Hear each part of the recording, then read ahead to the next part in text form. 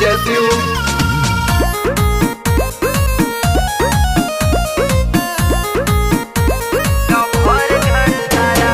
नया hero Honda सखी साथ में वो लाया है, साथ में वो लाया है, साथ में वो लाया है। नया हीरो होंडा सखी साथ में वो लाया है, साथ में वो लाया है। सवनावा में मिलने लभर घर आया है, सवनावा में मिलने लभर घर आया है। जाना दे वो घर है वो मुझको बताया है, जाना दे वो घर है वो मुझको बताया है। सवनावा में मिलने लभर घर आया है, सवनावा में मिलने लभर घर आया है, और घर आया है। बोलबम बोलबम और घर आया है। जैसी जैसी हूँ।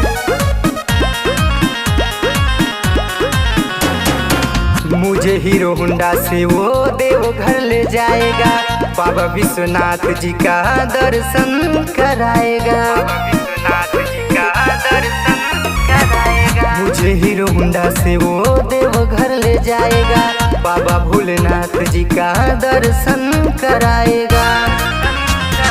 रची रची कांवर सखी बढ़िया सजाया है, बढ़िया सजाया है। रची रची कांवर सखी बढ़िया सजाया है, बढ़िया सजाया है। सवनावा में मिलने लभर घर आया है, सवनावा में मिलने लभर घर आया है, और घर आया है। बोलबम बोलबम और घर आया है। जैसी जैसी हूँ।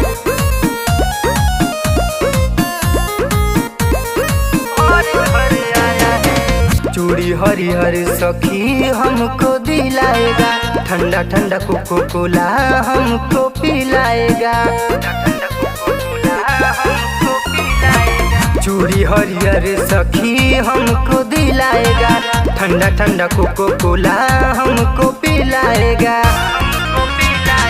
राज सरवन सनम मुझे मन भाया है, राज सरवन सनम मुझे मन भाया है, सवनावा में मिलने लभर घर